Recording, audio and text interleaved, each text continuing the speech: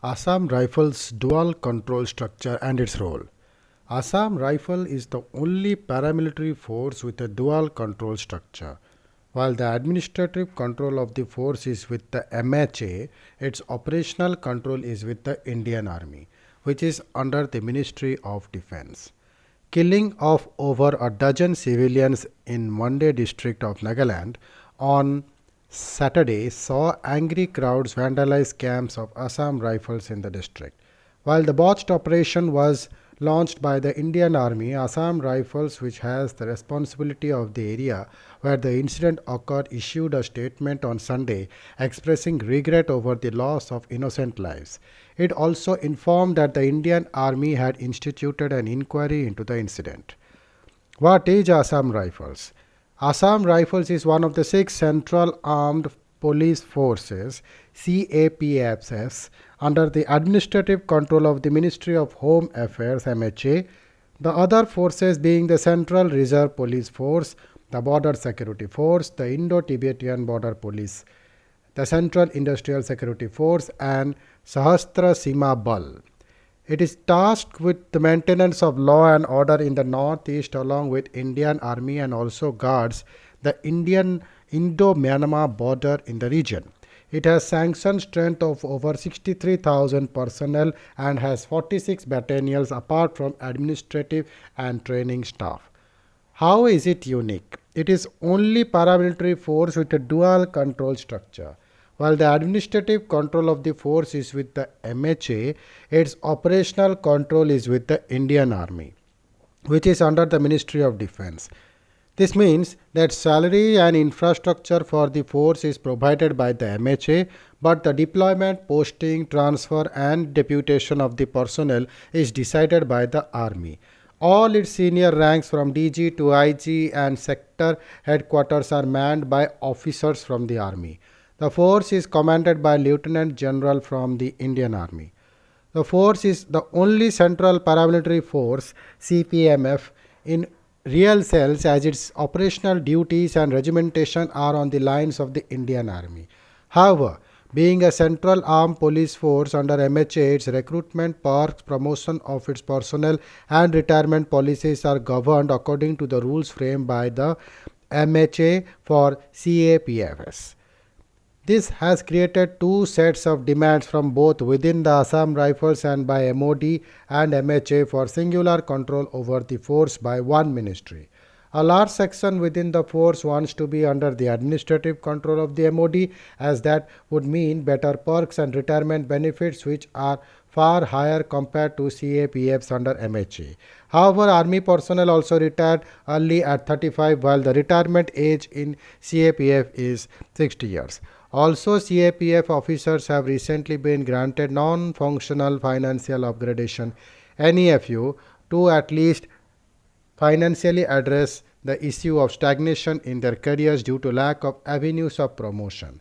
But Army personnel also get one rank, one pension, which is not available to CAPFs. Why do both MHA and MOD want full control? MHA has argued that all the border guarding forces are under the operational control of the ministry, and so Assam Rifles coming under MHA will give border guarding a comprehensive and integrated approach. MHA sources also say that Assam Rifles continue to function on the pattern set during the 1960s, and the ministry would want to make guarding of the Indo-Myanmar border on the lines of other CAPFs. The Army, on its part, has been arguing that there is no need to fix what isn't broken, sources say. The Army is of the opinion that the Assam Rifles has worked well in coordination with Army and frees up the armed forces from many of its responsibilities focused on its core strength. It has also argued that Assam Rifles was always a military force and not a police force and has been built like that. It has argued that giving the control to the force to MHA or merging it with any other CAPF will confuse the force and jeopardize national security. How old is the issue? Both MHA and MOD have wanted full control of the force for a long time. Opinions to this effect have been expressed by both army and police officers from time to time in public domain. However, it was in 2013 that MHA was first made a proposal to take operational control of the Assam Rifles and merge it with the BSF. There were discussions held between MHA and MOD, however, no agreeable ground could be found. In 2019, after Amit Shah took over as Home Minister, the proposal was renewed, this time with a plan to merge Assam Rifles with the ITBP.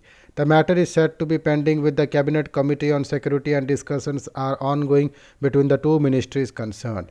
Since the Indian Army has actually been pushing for not only total control of Assam Rifles but also operational control over ITBP, which guards the Sino-Indian border and is currently engaged in a standoff with Chinese PLA in eastern Ladakh. There have also been petitions filed in courts with regard to the who should control the Assam Rifles. What has been the contribution of Assam Rifles? Assam Rifles is the oldest paramilitary force raised way back in 1835 in British India with just 750 men. Since then, it has gone up to fight in two world wars, the Sino-Indian War of 1962 and used as an anti-insurgency force against militant groups in the northeast. Raised as a militia to protect British tea estates and its settlements from the raids of any tribes, the force was first known as Chachar Levy. It was reorganized later as Assam Frontier Force as its role was expanded to conduct punitive operations beyond Assam borders. Given its contribution in opening the region to administration and commerce, it came to be known as the right arm of the civil and left arm of the military. In 1870, existing elements were merged into three Assam military police battalions named as Lusai Hills, Lakshmipur and Naga Hills. The Darang battalion was raised just before the onset of World War I. Since reservists were difficult to be called on short notice and Gurkha battalion soldiers were on leave in Nepal, the Assam military police were tasked to take their place. Thus, this force sent over 3,000 men as part of the British Army to Europe and the Middle East. In 1917, recognizing their work during the Great War, fighting shoulder to shoulder with rifle regiments of the regular British Army, the name of the force was changed to Assam Rifles. The post-independent role of Assam Rifles continued to evolve, ranging from conventional combat role during Sino-India War 1962, operating in foreign land as part of the Indian Peacekeeping Force, to Sri Lanka in 1987, Operation Pawan, to peacekeeping role in northeastern areas of India. It remains the most awarded paramilitary force in both pre- and post-independent India. During World War I, the force was awarded 76 gallantry medals, including 7 Indian Order of Merit Award and 5 Indian Distinguished Service medals for its contribution in Europe and the Middle East during the conflict. In World War II, after the lightning Japanese advance in 1942, Assam Rifles fought a number of independent actions behind enemy lines as the task of area defense and rear guard often fell to them during the Allies' retreat into India. They also organized a resistant group, the Victor Force, on the Indo-Burmese border to counter the Japanese invasion and to harass the enemy line of communication. The force was awarded 48 gallantry medals during the war.